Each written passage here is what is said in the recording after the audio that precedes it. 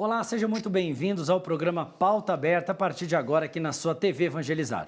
Obrigada pela sua companhia e audiência aqui na TV Evangelizar. Cientistas do Instituto Butantan estão pesquisando um tratamento contra o coronavírus com a mesma terapia usada hoje no tratamento de câncer. Confira. A chave para a nova terapia está no corpo de quem conseguiu se curar do coronavírus. Para isso, serão escolhidos voluntários que tiveram a Covid-19 para participar da pesquisa. Os cientistas analisam os linfócitos, células do sistema imunológico que produzem os anticorpos para o coronavírus. Eles buscam os linfócitos capazes de produzir os anticorpos mais eficazes nessa batalha, chamados monoclonais neutralizantes, para produzi-los em laboratório. Cada um desses linfócitos produz um tipo de anticorpo específico.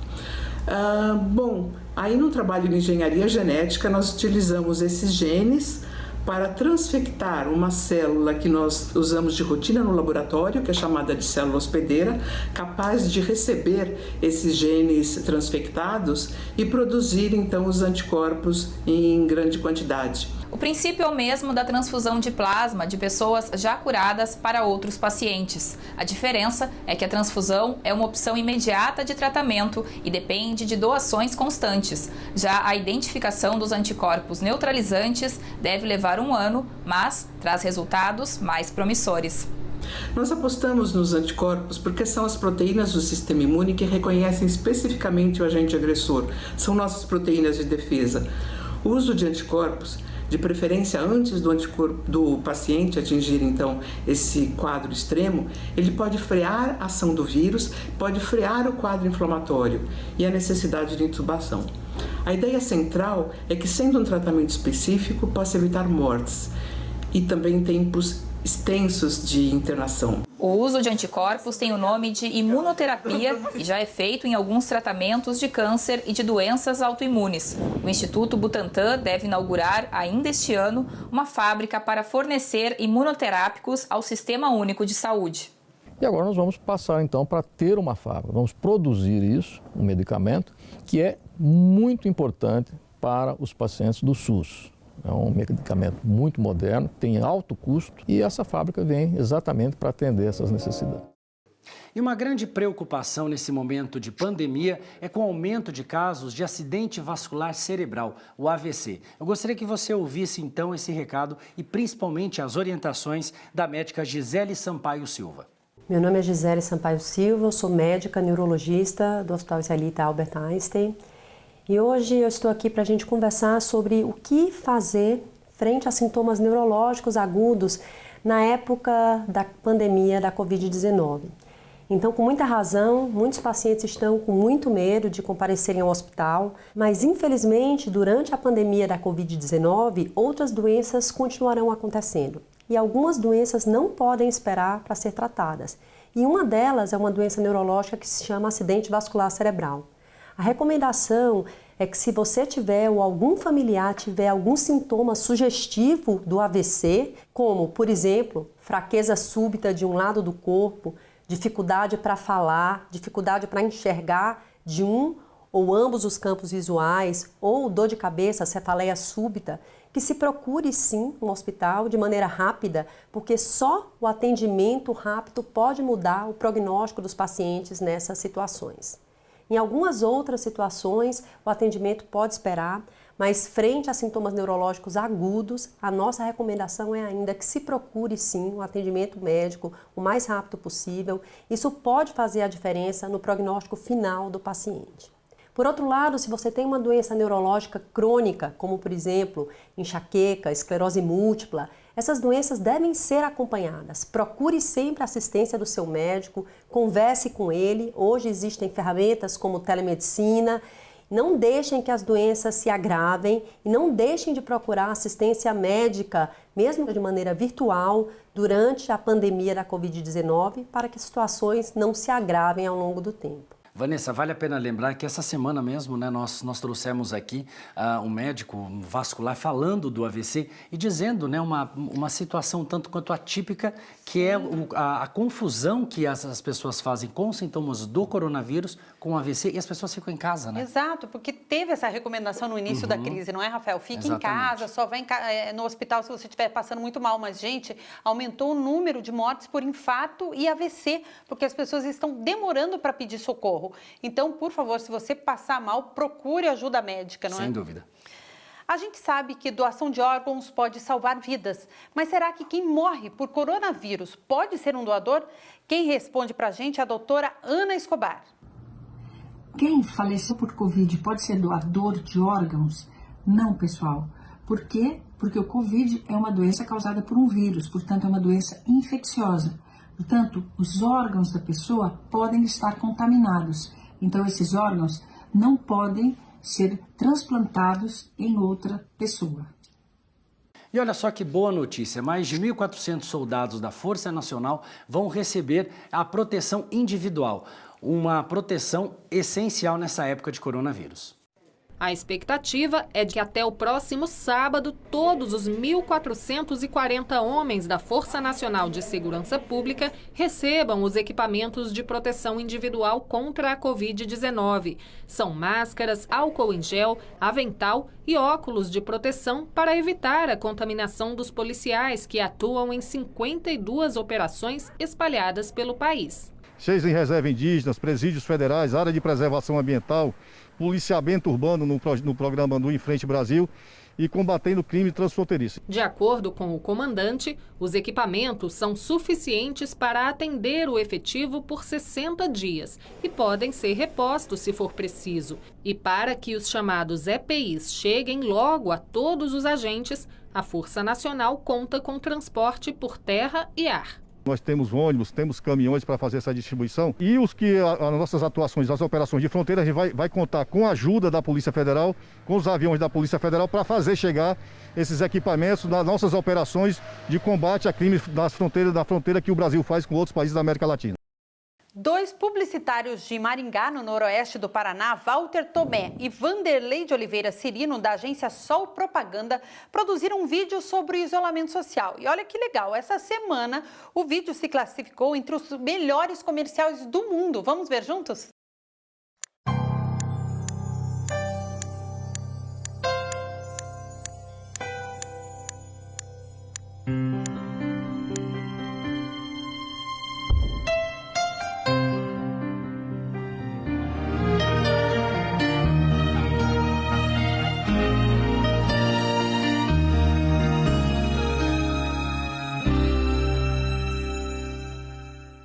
Parabéns a esses publicitários, não é, Rafael? Neste momento que está se produzindo tanto conteúdo em todo o mundo, estar entre os melhores no mundo é muito especial, não é? Sem dúvida, e mais uma vez, Vanessa, os brasileiros aí mostrando que mesmo em época de crise, né, uma crise mundial como essa, mostrando o seu valor aí. Parabéns. E agora eu quero falar com você que é pequeno e médio empresário, que com certeza está sofrendo as consequências da pandemia. Nós temos dicas importantes para você aqui no Pauta Aberta. Olá pessoal, tudo bem? Meu nome é Luciana Burco. Primeiramente quero agradecer o convite aí da Vanessa Brolo para eu poder bater um papo rapidinho com vocês sobre a crise e os pequenos negócios. Eu postei a semana passada algumas dicas lá no meu Instagram, @luburco, sobre essa questão. O que é possível fazer agora, de imediato? Bom, o primeiro ponto importante que a gente tem que colocar em questão é a gente intensificar as nossas vendas online, as nossas vendas via tecnologia, seja ela via WhatsApp, seja ela via Instagram, Facebook, qual rede social for mais interessante para você nesse momento. Mas poxa, Luciana, eu vendo serviço, de que forma eu posso intensificar? Tem muita gente aí criando alternativas para a venda do serviço. Então, formando pacotes com desconto para utilização daqui a um determinado tempo. Restaurantes também criando vouchers para você utilizar daqui a um tempo. Isso aí é na tentativa de entrar caixa, dinheiro, efetivamente nesse momento que é bastante complicado. O segundo ponto interessante é você implantar também um sistema de delivery. Então faça uma conexão aí com o pessoal de entrega para você poder entregar o seu produto. Não posso entregar, ele é um conteúdo, é um serviço diferenciado, então, já que você não consegue entregar o seu serviço, entregue conteúdo relevante para o seu cliente dentro das redes sociais. A grande sacada agora é que você não pode abandonar simplesmente teu cliente. Ah, não vou vender, eu tenho uma clínica estética, eu sou dentista, sou autônomo em outras áreas que tenho essa dificuldade. O que eu vou fazer nesse momento? Eu vou me relacionar com o meu cliente através das redes sociais. Então, montar aí um esquema, uma agenda de publicações onde você vai entregar um conteúdo relevante para ele, ok? Outra coisa bastante importante é você reavaliar os seus custos em todos os sentidos, dentro da sua casa. Então, reavalie os custos imediatamente dentro da sua empresa. É extremamente importante agora ter também uma consultoria de um contador, ver aquilo que foi passado de vantagem para micro e pequena empresa, para uma MEI, o que é possível hoje eu prorrogar o pagamento. Então, esteja antenado, porque existe sim a possibilidade de prorrogar diversas questões aí de impostos e alíquotas, ok? Outra coisa importante é renegociar com seus fornecedores. Se por acaso você já tem débitos, dívidas com seus fornecedores, ligue e estamos no mesmo barco, todos nós, seja extremamente transparente que agora no momento você não pode executar aquele pagamento. Defina um prazo aí para você ter um fôlego para conseguir pagá-lo de maneira adequada e que essa parceria comercial não se quebre nesse momento, ok? E por último, eu gostaria de dizer que a gente precisa sim analisar os cenários, os futuros cenários. Então a gente não pode simplesmente ouvir que vai acontecer isso, aquilo e aquele outro e ficar paralisados. A gente tem que tomar uma atitude. E essa atitude é realmente colocar no seu plano de ação agora, você vai ter que se reinventar, sem dúvida nenhuma, e colocar no seu plano de ação quais são os cenários do mais otimista ao mais pessimista. E o que eu vou fazer com isso? Comece agora, comece já. Boa sorte, que tudo isso passe logo. Tamo junto. Beijo. Vanessa, ela estava falando aí a questão do delivery, a questão das redes sociais, quer dizer, são produtos, né, ou são formas, meios da pessoa divulgar o seu trabalho que já existem, mas que às vezes aquele empresário, pequeno empresário, não dava muita bola, e aí está a grande solução para isso tudo também, né? É importante destacar, e muitos consultores que nós entrevistamos aqui também destacaram, a importância de se reinventar neste momento, não é, Rafael? Teve o momento do medo, da paralisação, de não saber o que fazer, mas é hora de se reinventar. Se você pode fazer delivery, faça delivery, tome cuidado com essa entrega, com a qualidade da entrega dos produtos, do serviço, e como eu sempre digo, o que você está fazendo hoje como empresário vai se refletir depois que essa crise passar. Sem dúvida. E em todo o Brasil estão surgindo iniciativas para ajudar os pequenos empresários. Aqui em Curitiba tem a Rede do Bem. Veja como funciona. Então, a Rede do Bem funciona da seguinte maneira: a pessoa pode se cadastrar nela, redodobem.curitiba.br. Por ali ela coloca qual é o seu serviço, para que região que ela faz a entrega e qual é o custo dessa entrega, e também se for alguns serviços online que também pode ser feito. O que não estamos cadastrando neste momento são os serviços que precisam ser feitos pessoalmente, afinal, não é o recomendado pelos órgãos de saúde. A Rede do Bem tem o objetivo de ligar as pontas, ou seja, de um lado, quem precisa de um serviço serviço, precisa de hortaliças, precisa de álcool em gel, precisa de máscara, precisa de ração para seus bichinhos, enfim, alguém que precisa consumir determinado produto e do outro lado, alguém que precisa vender aquele produto. Então, a ideia é que essas pessoas possam entrar nesse site rededobem.curitiba.br e ali cadastrar seu produto e seu serviço ou fazer a busca do que precisa. Então é uma maneira fácil, qualquer um pode acessar, não precisa entender de tecnologia, é algo simples, fácil, que pode ser acessado tanto de celular quanto do computador. E agora nós vamos falar de uma história de superação. Eu gostaria que você acompanhasse esse material que nós vamos colocar aqui no programa Pauta Aberta, desse morador de rua, desse jovem, o Gabriel Marcelino. Veja só que ele transformou a dificuldade em desafio. O corpo, habituado ao clima tropical da cidade de Várzea da Palma, em Minas Gerais, onde as temperaturas ultrapassam 30 graus, se força a acostumar com o clima temperado da capital mais fria do país. Gabriel conheceu Curitiba em 2014. Encantou-se com a cidade. Voltou em definitivo em dezembro de 2017, com a vontade de fazer dos sonhos objetivos e transformá-los em realidade. Com garoa ou sol forte, lá está ele no centro da cidade, de carro em carro, vendendo doces para montar a sua fábrica de iogurte.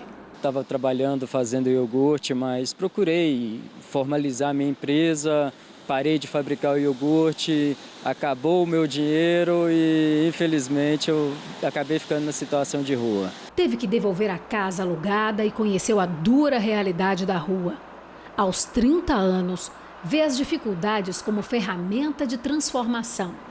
Inteligente e perseverante, as pedras que encontra no caminho usa como material para a construção de seu castelo. Meu sonho real, eu não digo nem que é sonho, é meu objetivo real mesmo de vida, é terminar de fazer esse dinheiro que eu preciso, esse capital inicial, para poder fazer mesmo o iogurte e trabalhar com ele aqui em Curitiba, nessas feiras que tem aqui na cidade. Esse é o meu sonho que eu estou correndo atrás. Gabriel encontrou apoio em programas oferecidos pela Prefeitura a pessoas em vulnerabilidade social. A postura sempre positiva e a vontade de vencer fazem com que se destaque em qualquer lugar. Tem até uma frase que eu gosto bastante, ou você corre atrás e conquiste seus sonhos, ou alguém vai te contratar para construir os dele. Eu estou construindo os meus, não os dos outros. Com foco na fábrica de iogurte, ele abraça todas as oportunidades. Recentemente participou de um curso do programa Bom Negócio, onde aprendeu conceitos de administração, logística e recursos humanos. Sobre a empresa? Já tem até CNPJ. Já possui CNPJ, já está completando um ano, já procurei meios de conseguir financiamento com instituições financeiras com baixos valores. Então, eu estou fazendo dinheiro, mas o que eu precisar de complemento, eu vou buscar também. Ele é diferenciado, né? Ele tem uma motivação, ele é um empreendedor, provavelmente será um grande empresário e ele está focado nisso. Então, fazendo o curso de qualificação até para o seu próprio negócio, começou ali com o iogurte e eu creio que ele logo aí vai ter a sua empresa e o seu negócio estabelecido. Ele tem nome de anjo. Gabriel significa mensageiro, homem forte de Deus. Então, voa, menino. O céu é o limite. Tá bom, valeu.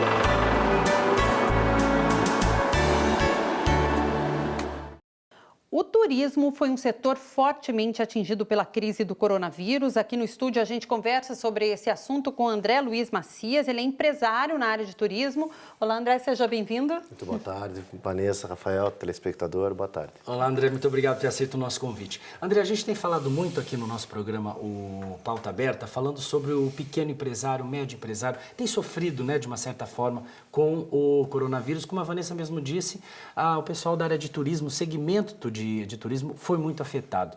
O que você tem ouvido das operadoras de turismo, daquela pessoa que monta aquela viagem em casa? Enfim, está numa situação complicada mesmo, né?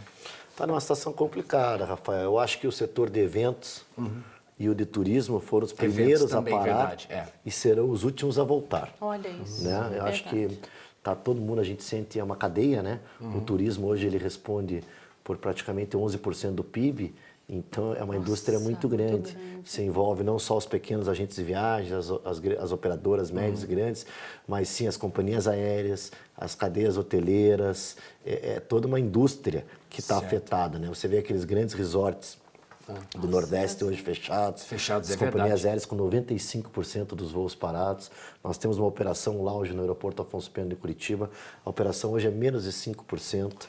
Uma estimativa de embarques e desembarques em dias normais no Afonso Pena de 20 mil passageiros. Certo. Hoje tem menos de 500. Menos de 500. É 20 mil a média e hoje menos de 500, é isso? Por dia, entre embarques e desembarques. Então, assim, é muito pouco. E o pequeno empresário, eu acho que todo mundo sofre. Todo mundo sofre. O grande empresário, o médio, pequeno. E está todo mundo tentando se adaptar, né? O pequeno empresário, geralmente com o fluxo de caixa mais apertado, teve que agir rápido, teve que usar das possibilidades do governo, de redução ou até demissão. E vai ter que se reinventar, porque o nosso novo normal vai ser diferente de tudo que a gente já viveu. Com certeza. Fundamentalmente no turismo. André, você acha mesmo que... Desculpa, não, pode falar. Eu te cortei. Você acha mesmo que vai ter esse impacto, é isso? Mesmo com o fim do coronavírus, com o fim da pandemia, as pessoas ainda vão ter receio, talvez, em um grande show ou mesmo no resort, viajar? Você acha mesmo que vai ter? Porque às vezes nós comentamos, às vezes, que pode ser que as pessoas voltem naquele fluxo enorme, né? Aquele medo, fiquei muito tempo em casa, quero aproveitar. Eu acho que vai. Eu acho que a volta vai ser gradativa. Certo. Falando do turismo... Não vai ter aquele boom, né? Eu acho que não.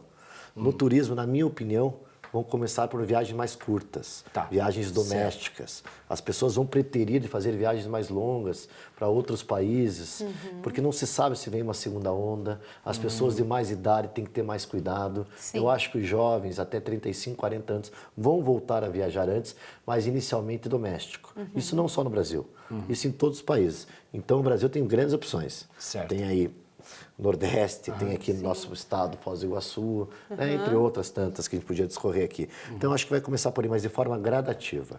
O turismo de lazer, todo mundo está com vontade de viajar, mas todo mundo está receoso. Também tem isso. Para o exterior, questão do dólar e do euro. Nossa, que está muito alto. Hoje está até delicado você tomar uma água mineral no exterior, né? 3 euros é 20 reais, né? Exatamente. Então, assim...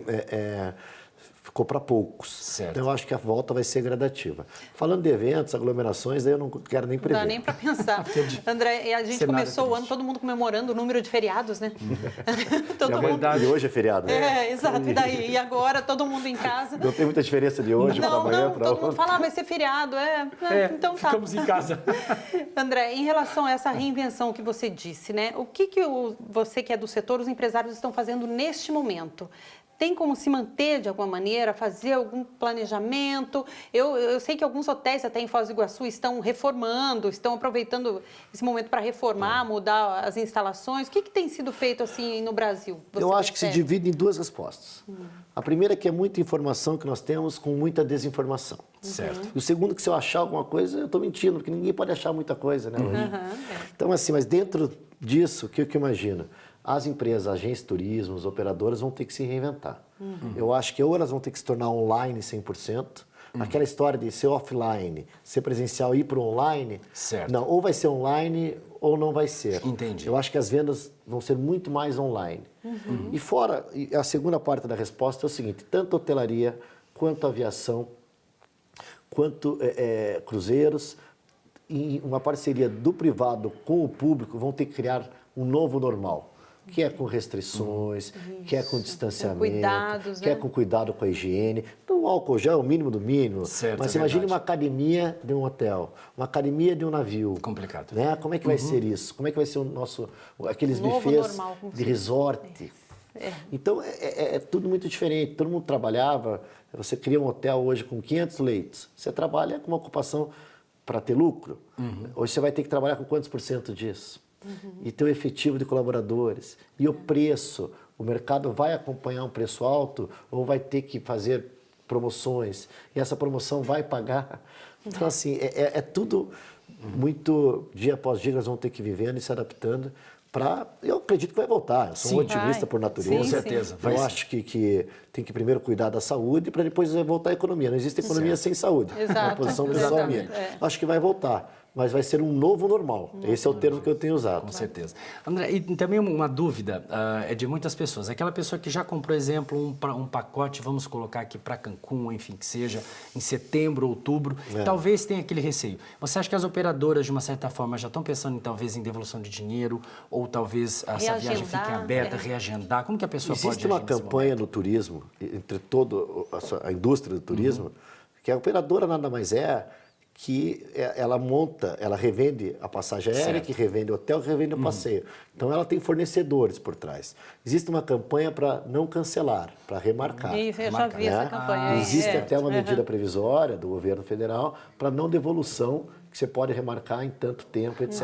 Mas está todo mundo muito flexível. As próprias companhias aéreas estão cancelando os voos. Isso. Quando cancela os voos, abre-se o direito do reembolso integral. Tá? Então, assim, eu vejo muita flexibilidade, eu vejo no mundo inteiro apoio às companhias aéreas, porque há estudos que estados, países com poucos voos domésticos, a economia reflete para baixo.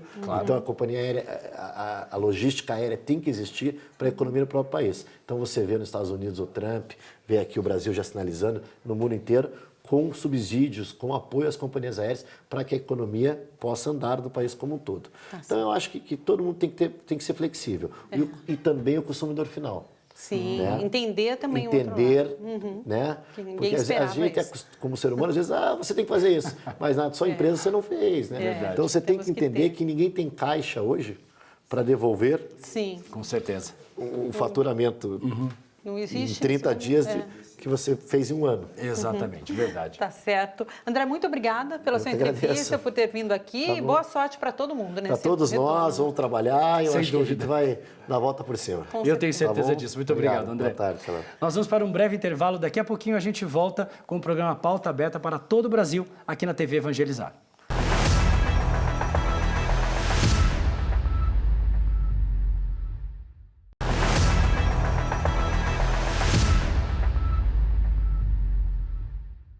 Estamos de volta com Pauta Aberta aqui na Rede Evangelizar de televisão. Obrigado pela sua atenção, obrigado pela sua companhia.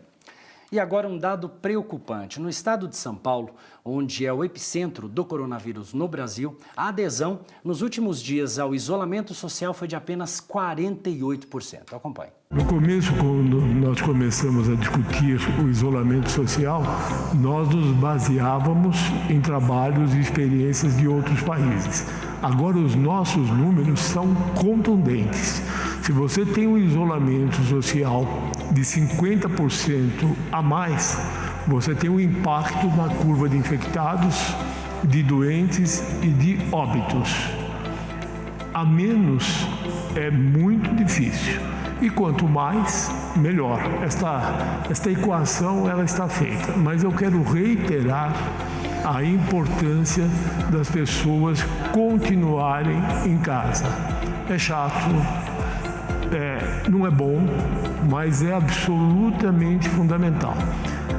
É difícil as pessoas continuarem tendo limitações, mas é assim que funciona.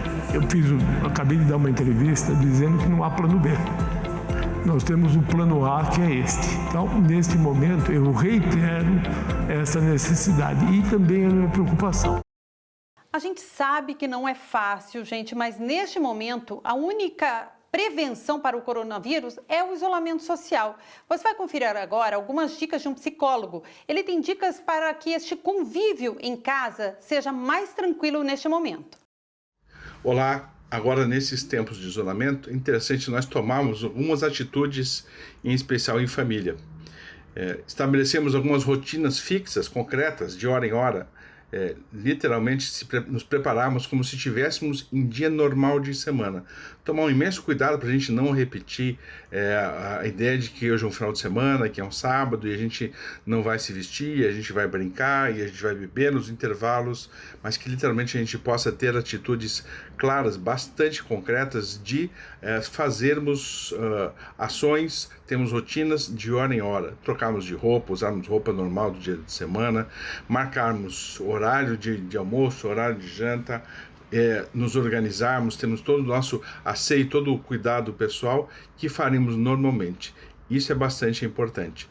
Um outro ponto, as relações pessoais. O cuidado intenso nessas relações e as trocas importantes com as outras pessoas que estão envolvidas com as mesmas sensações de medo, de perda, de não saber qual vai ser o futuro, elas precisam e devem ser conversadas com as crianças de uma certa forma também, né, explicando o que é, sem tentar colocar algo grave demais, dependendo da idade delas, mas isso é importante fazer. Enfim, e os adultos trocarem intensamente, sem buscarem talvez de imediato alguma solução logo de cara, mas poderem trocar os seus anseios e as suas dificuldades. Agora, nesses tempos de isolamento, com relação aos idosos, esses sim precisam de um cuidado maior, já primeiro com relação à questão da própria saúde, então um certo isolamento, mas esse isolamento precisa ser parcial no sentido de que eles precisam de um mínimo contato, que seja telefônico, que seja por vídeo, na relação com os filhos, com os netos, 1, 2, 3 vezes por dia, alguma ligação,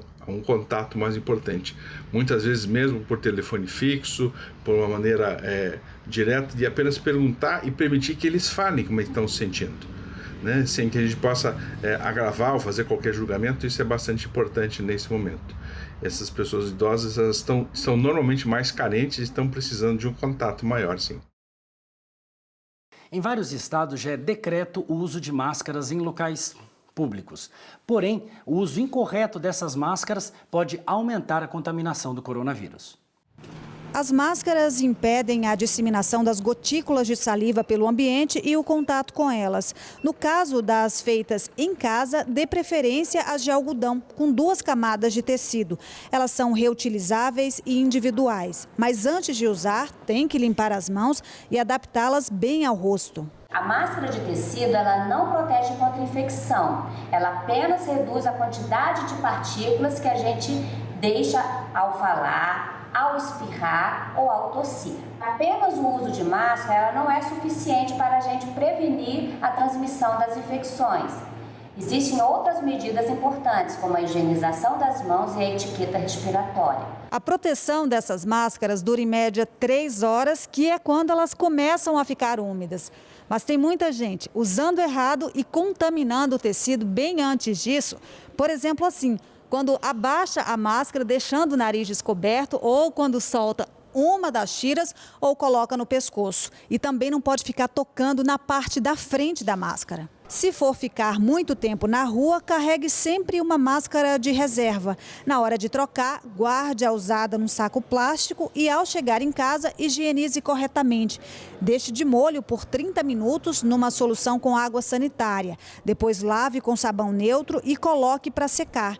Passe ferro e guarde a máscara novamente num saquinho. E atenção também na hora de descartar. Nas nossas residências, as lixeiras elas têm que ser acondicionadas em sacos para serem disponibilizados para que aqueles que vão coletar o lixo, eles tenham segurança de que aquele lixo está bem acondicionado.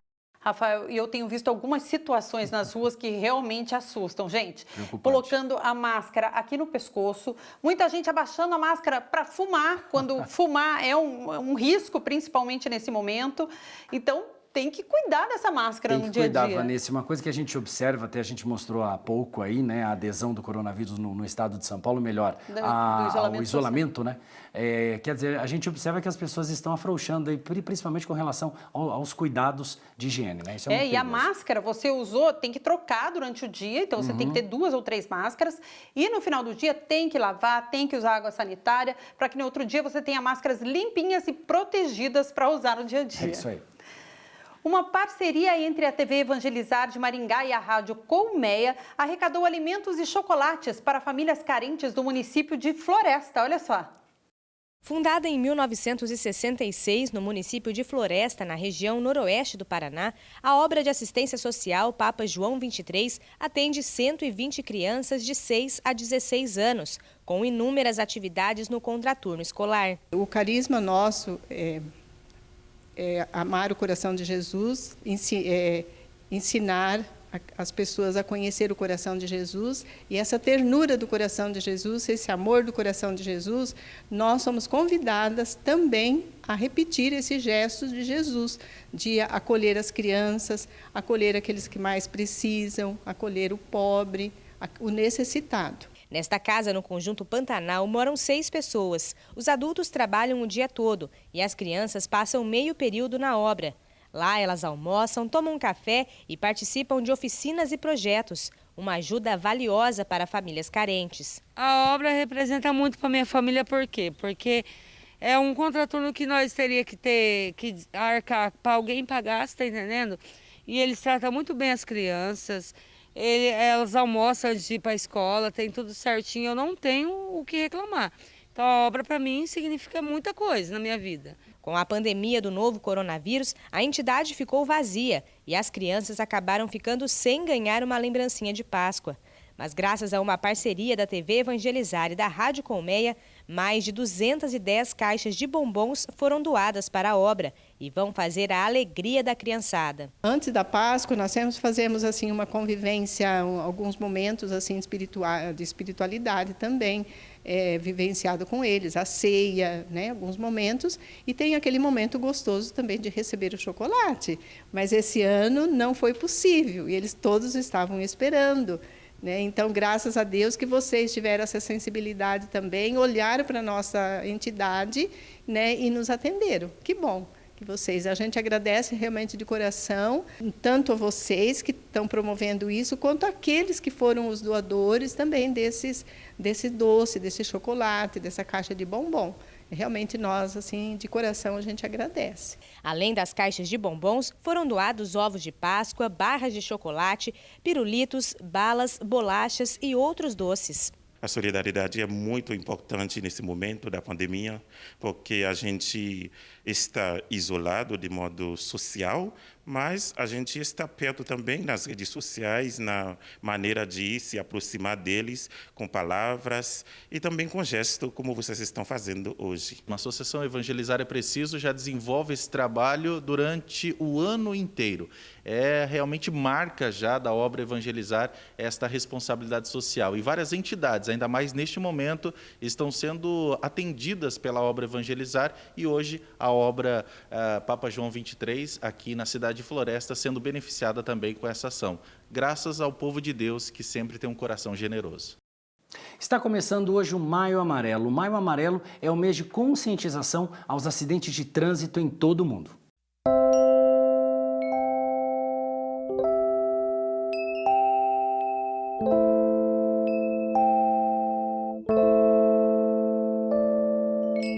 Mãe, você escuta o conselho das suas amigas? Quando o homem do jornal fala na TV, você presta atenção. Até a mulher com voz de robô você ouve. Mas agora tá na hora de você me ouvir.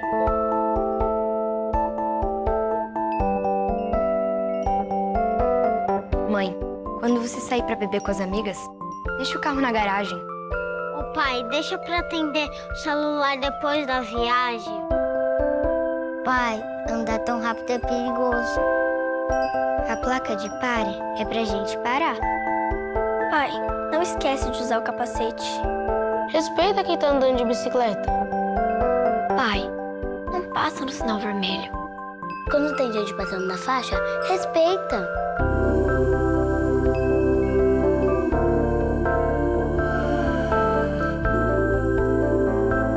Ouvir o conselho de quem te ama faz todo sentido. Faça sua parte para um trânsito mais seguro. Me ouça, me ouça, me ouça, me ouça, me ouça, me ouça, me ouça, me ouça. Maio Amarelo. No trânsito, o sentido é a vida. E esse ano, o Maio Amarelo, que é o mês aí de conscientização aos acidentes de trânsito, eu acho que vem de uma forma muito mais especial, porque uma coisa que está acontecendo nessa época de pandemia que chama muito a atenção, por incrível que pareça, são os aumentos no acidente de trânsito, principalmente porque as vias estão mais calmas, as pessoas aceleram mais e existe um outro fato, que é o aumento do consumo de bebidas alcoólicas. Nos finais de semana, não só em Curitiba, como em todo o Brasil, o aumento no número de acidentes de trânsito é muito grande. Então, prevenção em primeiro lugar. O assunto agora no estúdio são as fake news. A gente conversa com o Renan Colombo, que ele é jornalista e professor. Olá, professor, seja bem-vinda. Olá, obrigado. Olá, Renan, obrigado por ter aceito o nosso convite. Renan, nessa época de pandemia, de coronavírus, eu acho que teve uma enxurrada de fake news. Eu imagino que isso atrapalhe muito essa época em que as pessoas tem aquela sede de saber, enfim, o que é certo, o que não é. Isso acho que atrapalha demais essa época, né? Sem dúvida. A gente teve aí um crescimento do interesse das pessoas por buscar informação, justamente para tentar primeiro entender essa doença e ao mesmo tempo saber como que pode se proteger e também, em algum sentido, tentar entender se esse período de isolamento social, se essa pandemia está próxima do fim ou não. Certo. E aí, junto com isso, a gente acaba encontrando também uma enxurrada de informação de baixa qualidade ou de informação falsa. Então, sem dúvida, é um momento em que a gente está carente de informação e quando vai buscar, nem sempre encontra informação confiável ou de qualidade. E, Renan, e se as fake news, elas já existem há tempo, logicamente, se elas já atrapalhavam, agora virou até perigo de vida, na verdade. Uma fake news pode realmente causar pânico na população, não é? É verdade, pode sim. As fake news, habitualmente, elas têm duas características principais. Ou elas vão falar de política, então é muito comum na campanha eleitoral que a gente tenha muitas notícias falsas, ou elas vão falar de saúde. Então a gente já tinha antes fake news falando, se você tomar esse chá, você vai curar o câncer. Né? Tinha bastante. Tinha bastante. Umas bebidas milagrosas, né, para curar. Isso, né? Para que medicina, né? Para que ciência, sendo que a gente tem a solução aqui no armário de casa e não sabe. Claro que isso é mentira. Então, de fato, né, como a pandemia é uma questão de saúde pública e a informação nesse momento é crucial para a gente conseguir enfrentar esse momento, consumir informação falsa pode, em última instância, te levar a tomar uma decisão errada, se expor a riscos e, eventualmente, ser contaminado e até vir a falecer. Sim, né? sim. Renan, e uma das discussões que nós já até trouxemos aqui no nosso programa é o seguinte, existe a pessoa que cria a fake news, mas a pessoa que dissemina também a fake news, ela é tão quanto culpada quanto quem criou? Não, essa que é a gente já trouxe até essa discussão aqui. Claro, sem dúvida, né? Porque qual que é a grande característica das fake news hoje, né? Você até citou e é verdade, as fake news não são uma novidade. Novidade é a velocidade com que elas conseguem se propagar. Então, a força da propagação, ela passa pelos usuários. Eu acho que a gente tem dois tipos de usuários aí. O usuário que é enganado, né? Que é na ingenuidade, muitas vezes ele compartilha... São os mais velhos, né? As pessoas mais velhas que hoje estão tendo muito acesso à informação também. Isso, e de repente ele é tocado ali pela força daquela notícia que é falsa, mas ele não sabe, passa para frente. Às vezes alguém corrige, ele vai lá e fala, olha, desculpa pessoal, e até apaga lá no grupo de mensagens, né? Porque ele está arrependido. Agora, tem quem também está agindo de forma maliciosa, de forma maldosa, intencional. Sabe que é mentira, mas vai passar para frente mesmo assim. Então, sem dúvida, essa pessoa que está propagando, né, ela está dando uma escala e uma dimensão a esse problema.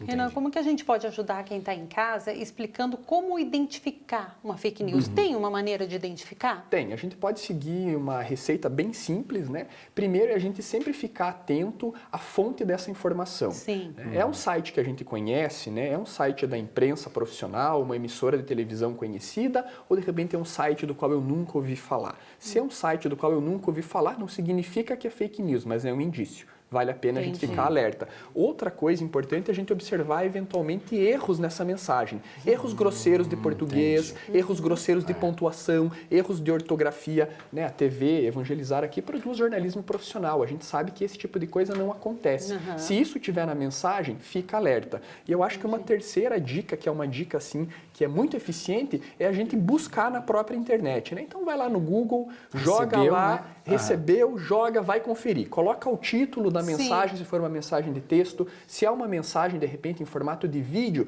tenta descrever o teor desse vídeo e possivelmente você vai encontrar lá no Google algum site tentando esclarecer isso. Já explicando, né? Já explicando, né? O que a gente chama de checagem de fatos. A gente tem hoje muitos sites de checagem de fatos. O próprio Ministério da Saúde tem um, que é o Saúde Sem Fake. saúde. E esses sites hoje estão muito focados em fazer checagem desses boatos, dessas fake news envolvendo saúde. Então, muitas vezes você já vai encontrar um desmentido. Você estava na dúvida, encontrou um site confiável de checagem de fatos, desmentiu, pronto. Agora você tem ali o desmentido e você, inclusive, pode fazer o movimento contrário, né? Que é começar a disseminar o desmentido. Exatamente. Mentira, olha, pessoal, é mentira. Você vai lá no grupo e fala, olha, era mentira. E aí você cria uma conta contracorrente, um contrafluxo na disseminação dessa desinformação. Eu acho que isso é um trabalho que até todos os jornalistas fazem na própria família, no grupo da família, de falar, gente, é falso. Faço com meus pais, que às vezes disseminam eu faço muito. algumas coisas. Você falou de site, mas muitas vezes chega o áudio. Eu acho que o cuidado é o mesmo, porque os áudios apavorando as pessoas, vai ter greve de caminhoneiro, eu sou caminhoneiro. E eu até perguntei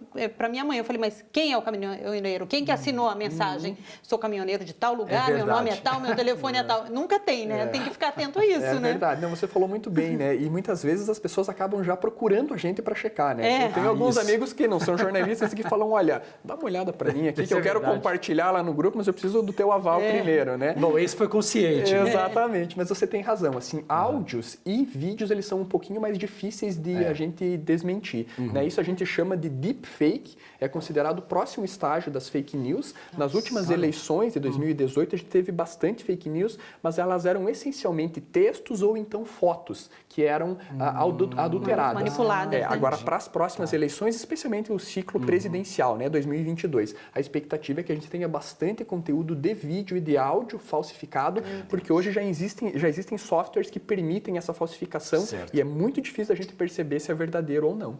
Tá certo. Então. Renan, muito obrigada pelas informações, pelas dicas que foram muito úteis. Legal. Tá certo, Renan, obrigado, viu? Eu que agradeço vocês. Obrigado. A gente termina o programa de hoje com uma linda apresentação da Orquestra Sinfônica do Paraná. Os músicos interpretam Trenzinho Caipira, de Vila Lobos e Ferreira Goulart, com participação de Uiara Torrente, da banda mais bonita da cidade. Cada um na sua casa, continuando a fazer arte. Um ótimo final de semana para você e até segunda. É música de qualidade para inspirar e deixar mais tranquilo nesse final de semana. Um ótimo final de semana para você e segunda-feira a gente se encontra. Obrigado.